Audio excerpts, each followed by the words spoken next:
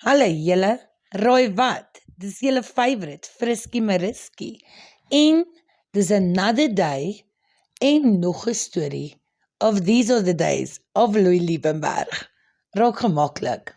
Vir die van julle wat die Louis Liebenberg saga of saak volg, sal weet dat Louis, sy vrou, sy ex en Kie in die Bronkhorstspruithof daarvan aangekla word van biljoene rand se fraud.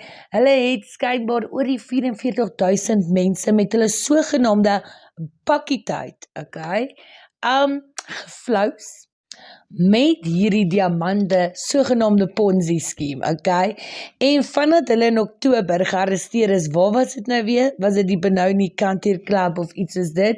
Het Louis en sy vrou alles probeer, om hulle self uit hierdie moeilikheid te kry. Ons gaan in hierdie series oor Louis bietjie kyk na die saak in 'n nutshell. Ek gaan vir julle bietjie kyk na wie is die ware Louis?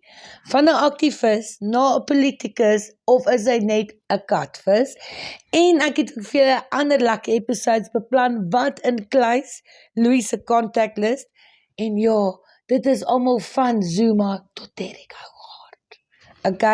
En laaste, maar nie minste nie, Louis hou van baklei en ek kan vir julle 'n hele paar fights wys waar hy sleg tweede gekom het.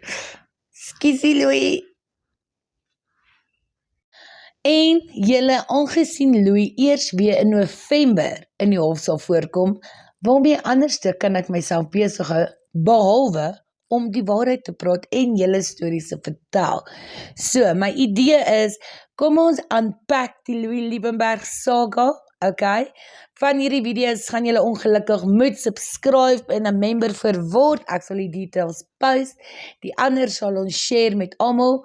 Maar julle, kom ons gesels bietjie oor die false hoop wat Louis nie net create het vir die volk, vir die namas en vir sy new age chommies nie, maar vir die everyday South African